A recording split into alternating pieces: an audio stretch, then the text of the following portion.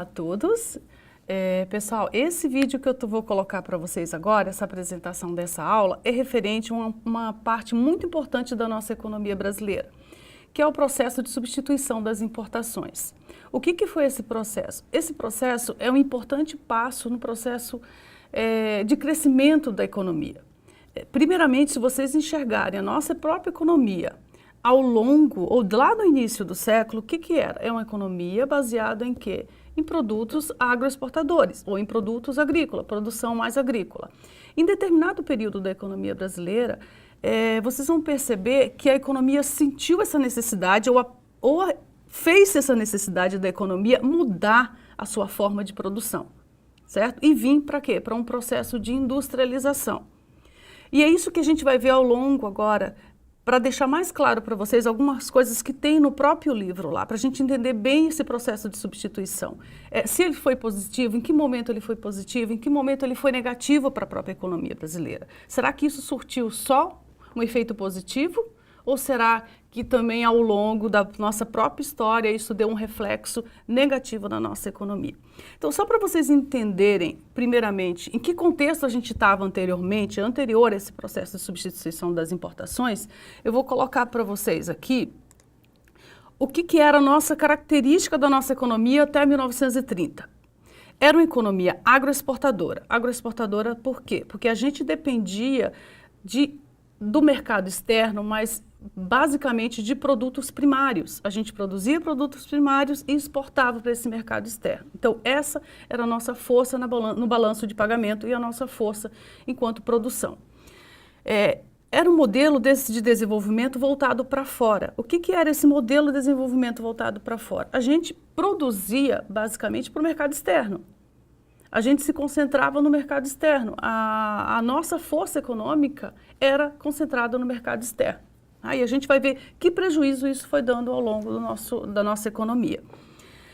A gente tinha uma elevada concentração de renda. Como vocês podem ver na própria leitura do livro, o que causava essa elevada concentração de renda?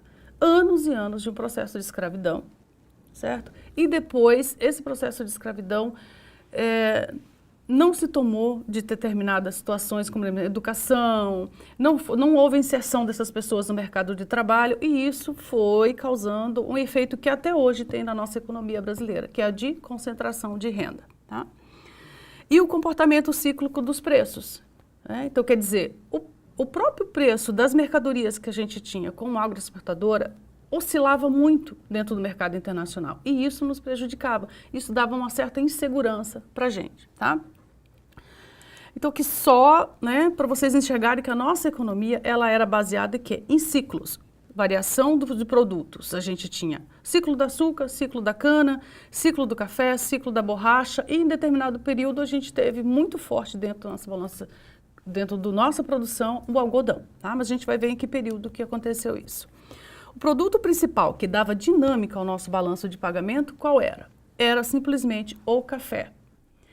Eu vou mostrar um gráfico mais à frente para vocês, vocês vão entender como que funcionava essa questão do café. A economia brasileira era dependente do mercado internacional, sem controle, né? E outros países e grandes companhias eram o que comandava essa economia. Tá? Então, o que acontecia na nossa economia brasileira? A gente era totalmente dependente do quê? Do mercado externo. Qual que era esse mercado? Né? O mercado, vamos falar dos Estados Unidos e da Inglaterra. Só que esses mercados sempre tinham a oscilação da demanda.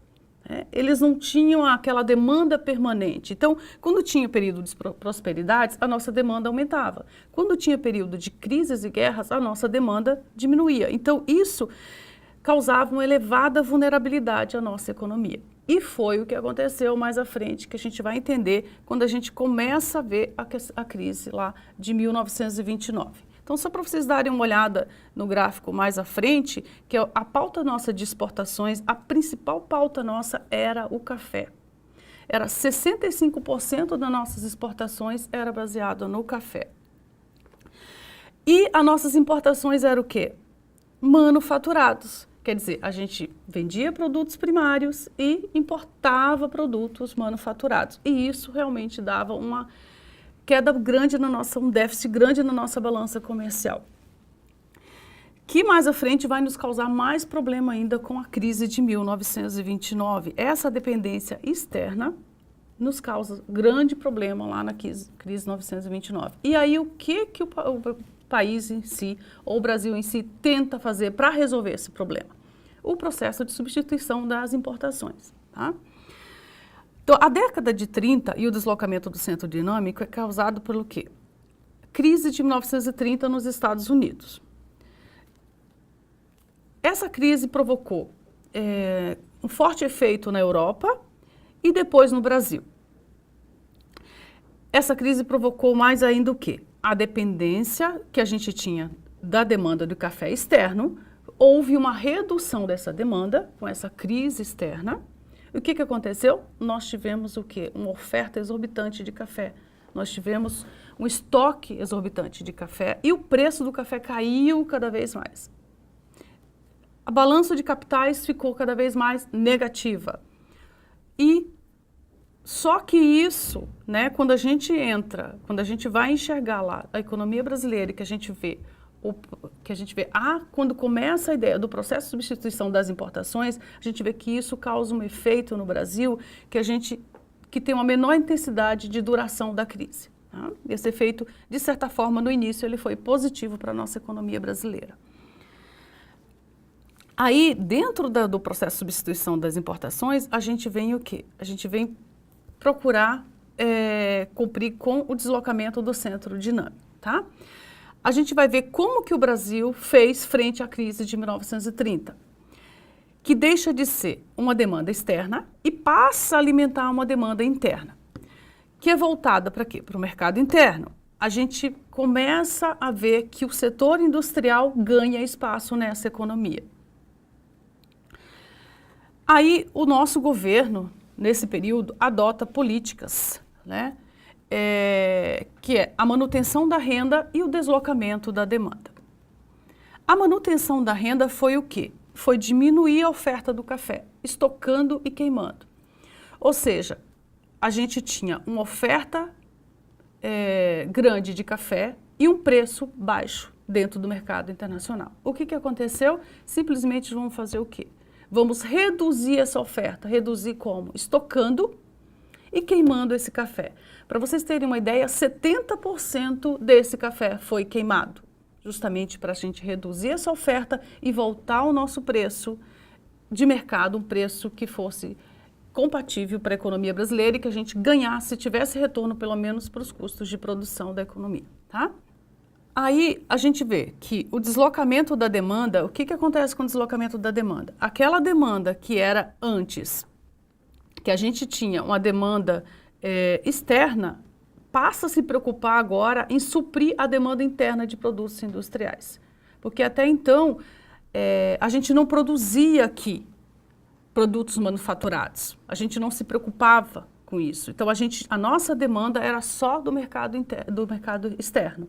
Certo? Então, eles passam a dizer, peraí, então a gente não pode ficar mais nessa dependência do mercado externo. Nós vamos produzir aqui, então. Nós vamos produzir máquinas aqui, nós vamos produzir bens duráveis aqui. Porque até então, quando você começa, os grandes produtores de café e aquela economia cada vez mais forte, havia uma forte concentração de renda. Então, o que as pessoas mais ricas queriam? Queriam simplesmente vamos falar assim, os bens duráveis que tinha nos outros países, que era produzido nos Estados Unidos e que era produzido na Europa. Só que então a gente não produzia aqui. Aí é que vem a ideia do processo de substituição das importações. Ao invés da gente importar, a gente passa a produzir internamente agora o que a gente exportaria. Tá? Aí, lógico, né, o excesso de demanda de café é controlado, volta de novo a economia, né, o deslocamento da demanda de produtos importados passa agora a ser produzido aqui, tá? Aí vocês podem enxergar lá mais à frente, né, que a indústria passa a ser o ponto principal, né? A produção de algodão também aumenta para sustentar essa indústria. A indústria do quê? Indústria de produção de artefatos, de roupas. tá? Até então, a produção de café, ela começa a ser controlada também. Não era todo mundo que podia produzir café. Então, o que as pessoas passam a fazer? Simplesmente passam a outro produto, que seria o algodão. Por isso que nesse período aumenta a produção de algodão, tá? Que a gente vai ver também. Só que aí a gente tem um grande problema dentro do processo de substituição das importações. O que acontece? Até então, para a gente produzir internamente, o que a gente precisa? A gente precisa de máquinas e equipamentos. Só que a gente não tinha essas máquinas e equipamentos. Se vocês observarem na nossa pauta de importação ao longo do período de 1928 a 1939, a importação de máquinas e equipamentos para a produção interna começa a aumentar intensamente, certo? Então, de certa forma, a gente ainda necessita dessa importação. A gente não consegue importar tudo aqui. E a nossa pauta de importação, a nossa pauta da balança de pagamentos começa a ficar deficitária novamente, porque até então o café já não consegue alcançar também essa produção, esse mercado externo, tá? Apesar de ele ainda ficar suprindo essa demanda interna. Quer dizer, vendia-se café, né, exportava-se café de certa forma, exportava-se alguns produtos do agronegócio e vinha de novo importando máquinas e equipamentos para se produzir aqui, tá? As características principais do processo de substituição das importações é uma industrialização fechada. Por que a industrialização fechada? Porque é voltada para dentro, visava o atendimento do mercado interno, dependente de medidas de proteção da indústria nacional. Quer dizer, o governo passa a proteger intensamente essa indústria. Desvalorização cambial, né? Pratica a desvalorização cambial, o controle mais forte cambial, taxas múltiplas de câmbio e tarifas aduaneiras de importação. Passa a taxar mais ainda as importações, certo? O PSI, nisso, a gente entende que o PSI, ele começa a ter uma sequência lógica. O que acontece nesse período? O primeiro início dele é com estrangulamento externo, gerando escassez de divisas. O que é estrangulamento externo? Simplesmente proibida as importações de produto ou uma restrição às importações, certo? Maior taxação, desvalorização cambial. O governo tenta controlar a crise por meio de medidas que dificultam as importações e acabam por proteger a indústria nacional. Gera-se uma onda de investimento no setor substitutos de importação, aumentando a renda nacional e a demanda agregada. O novo estrangulamento externo em função do próprio crescimento da demanda. O que acontecia com isso? A gente voltava sempre ao ponto inicial, a necessidade de cada vez importar. Cada vez que o governo incentivava a indústria nacional, essa indústria, ela concentrava cada vez mais renda. Essa oferta de produtos internos não alcançava essa demanda. Então, o que acontecia? As pessoas cada vez mais tinham a necessidade de importar novos produtos. A gente não conseguia suprir toda a demanda interna. Então, a gente voltava lá no início de novo, a gente voltava na questão novamente das importações.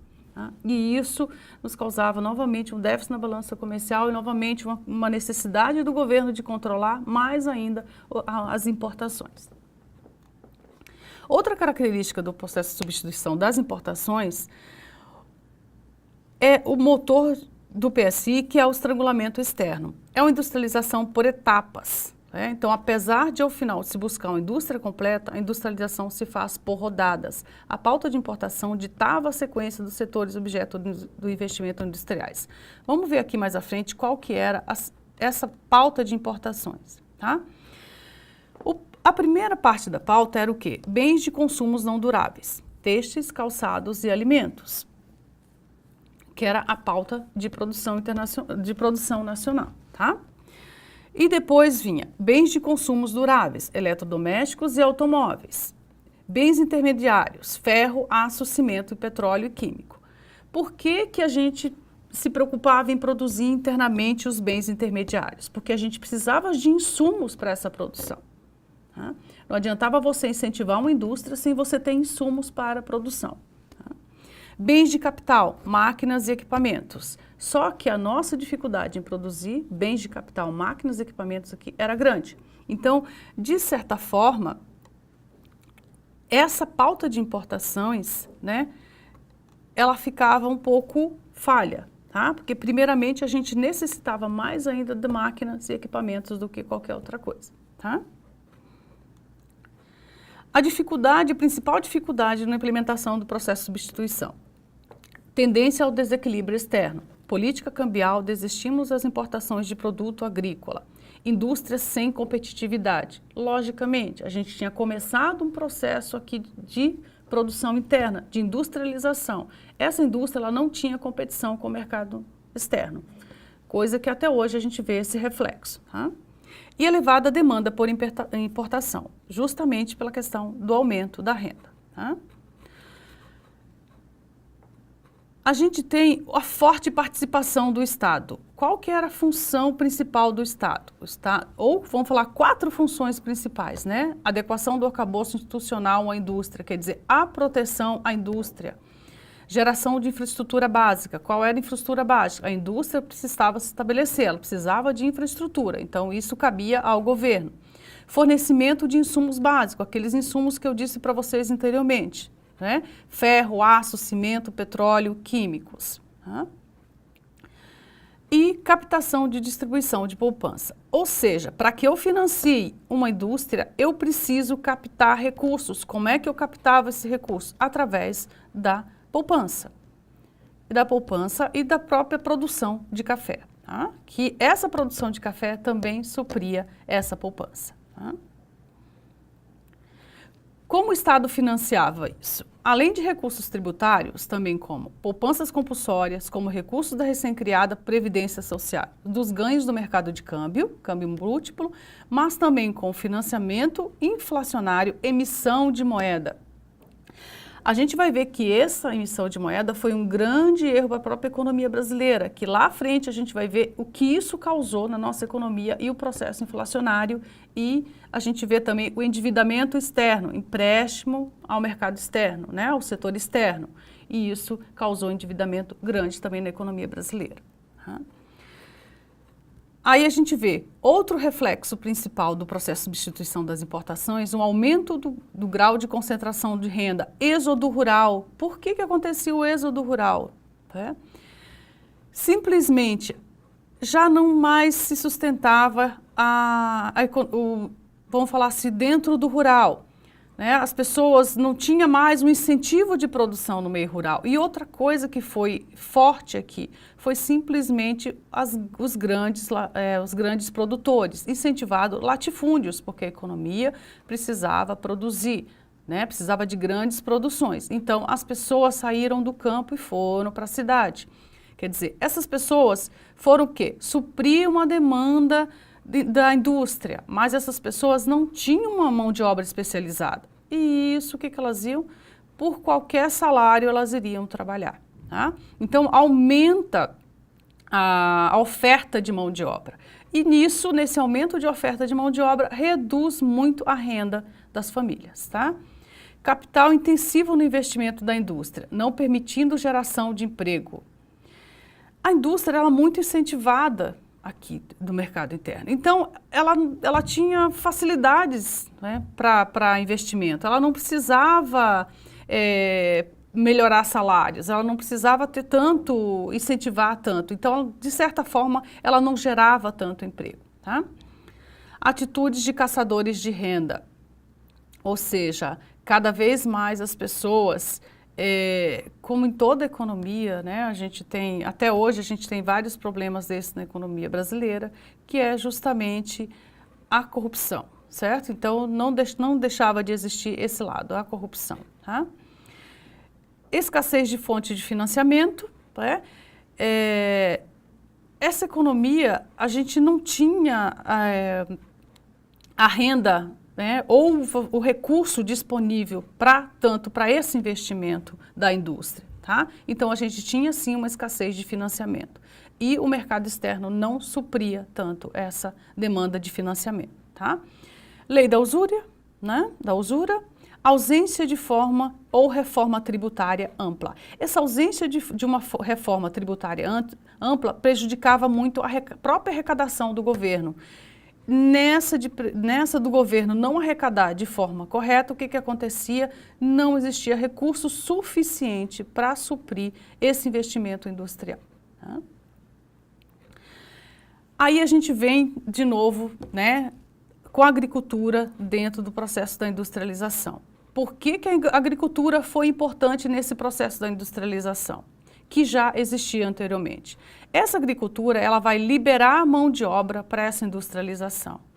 Essa agricultura vai fornecer alimentos e matéria-prima para essa indústria. Ou seja, peraí, eu monto simplesmente uma indústria, vamos falar assim, de produção de iogurte, mas eu preciso do leite para produzir.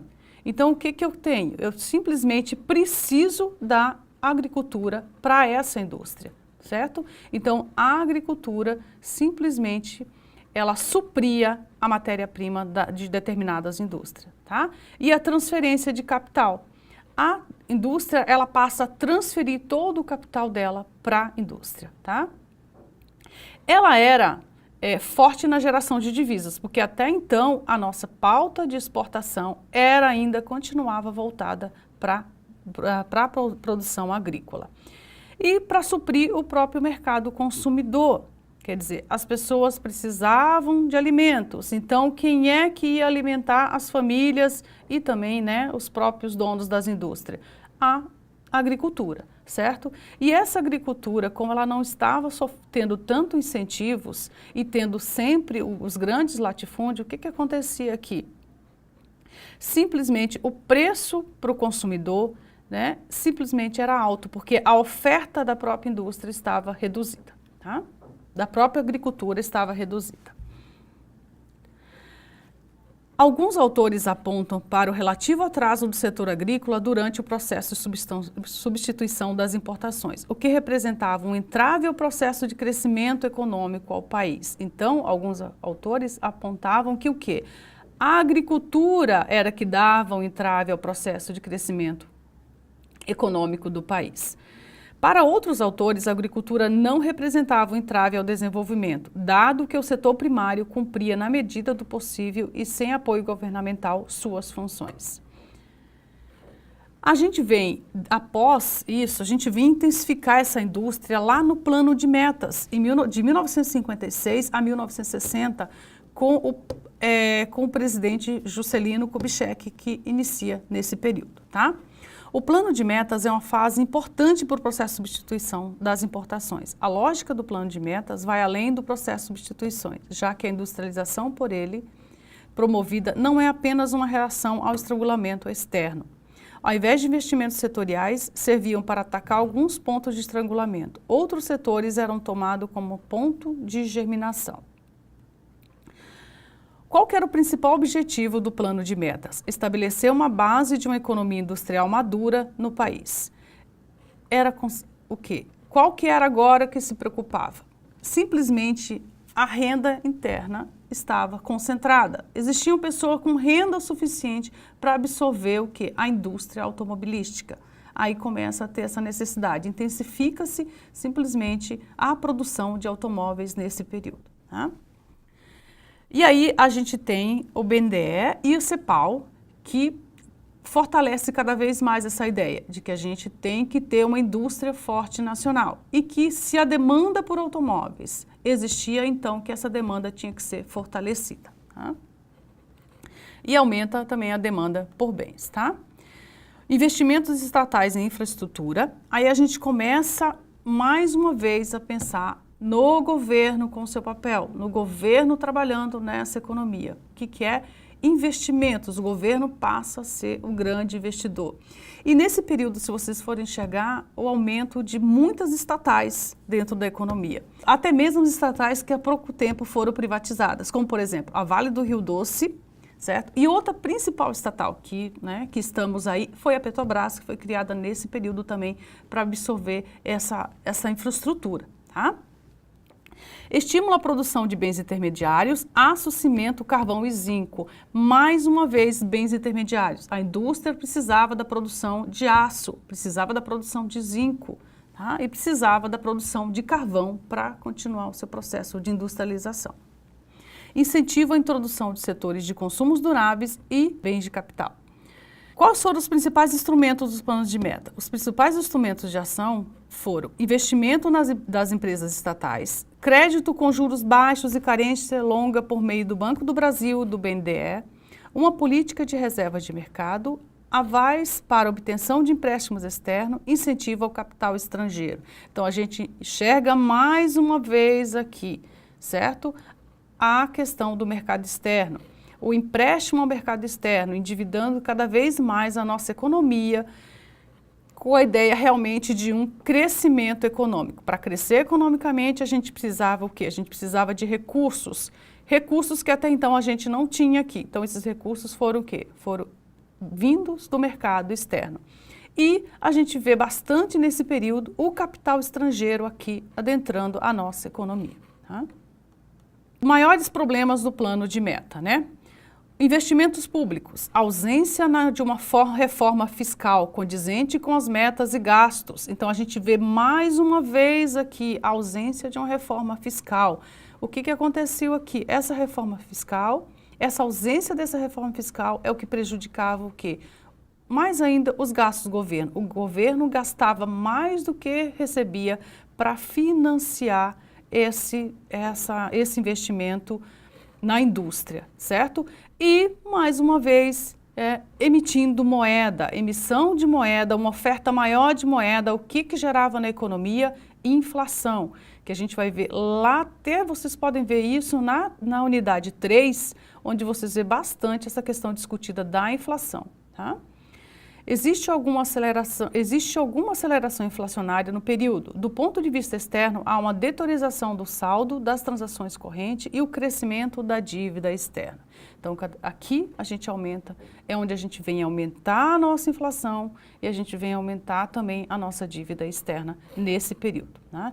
Houve realmente um crescimento? Houve. Houve uma melhora na produção? Sim. Mas a custo do quê? A custo da dívida externa e a custo também de uma dívida interna e de uma inflação intensa que a gente vê mais à frente, principalmente no período de 1980, o descontrole dessa inflação. Tá? Em resumo, né? O que aconteceu nesse período? O processo de substituição das importações foi justamente para quê? Para suprir uma demanda interna. Qual que era essa demanda interna? A demanda de produtos industrializados, que até então a gente não produzia internamente, a gente era totalmente dependente do mercado externo. E a nossa pauta de exportações era o quê? A produção de café. E isso deixava a gente muito vulnerável frente ao mercado externo. Nós dependíamos da demanda do mercado externo. Então, a gente tinha que fechar a nossa economia, né, para importação e produzir aqui internamente aquilo que a gente necessitava, tá? Mas, ao mesmo tempo, a gente não conseguia produzir aqui o quê? A gente necessitava ainda de máquinas e equipamentos para essa produção nacional. Tá? Um protecionismo intenso do Estado. Né? Para quê? Como que a gente ia crescer internamente? Como que a gente ia crescer a indústria? A gente tinha que crescer, alguém tinha que fazer esse papel. Tinha que fazer com que essa economia se estabelecesse, crescesse. Quem queria fazer isso? O papel do Estado, o Estado. Mas isso a gente vê até hoje dentro da nossa economia, tá? Não foi só nesse período. Aumento da concentração de renda. Mais uma vez, a gente vê que nesse período, a gente já tinha lá no período colonial o aumento da concentração de renda, mesmo com o processo de substituição das importações, a gente só consegue aumentar essa concentração de renda e não reduzir. Endividamento externo, aumento da dívida externa. A gente, mais ainda nesse período, ao invés da gente reduzir a dívida externa, a gente aumenta essa dívida externa. Rápida expansão da demanda. Aí, com isso, com essa concentração de renda maior, as pessoas saíram do campo, foram para a cidade, salários baixos, essas pessoas não tinham acesso tanto à demanda de bens de consumos duráveis. Quem tinha mais era o quê? Quem tinha mais era realmente quem tinha uma renda maior. E essa renda, como estava concentrada, então realmente essa demanda veio aumentar. E com essa demanda aumentando, cada vez mais a indústria se sentia no direito realmente de... não tinha competitividade. Então, o que elas faziam? Mantinham os seus preços ou aumentavam os seus preços mais ainda acima dos custos de produção. Tá? Houve crescimento econômico? Houve crescimento econômico nesse período, mas a um custo realmente muito alto, que foi o custo da inflação e da dívida do setor externo. Bem, pessoal, com relação ao processo de substituição das importações, é isso aí. Eu fico aberto a dúvidas que vocês quiserem postar lá dentro do fórum Tira Dúvidas. Aí a gente vai conversando ao longo, vai tirando mais algumas dúvidas para vocês do que foi passado aqui, certo? Agradeço a participação de todos, tá? E não se esqueçam de cumprir com todas as tarefas lá das unidades, tá?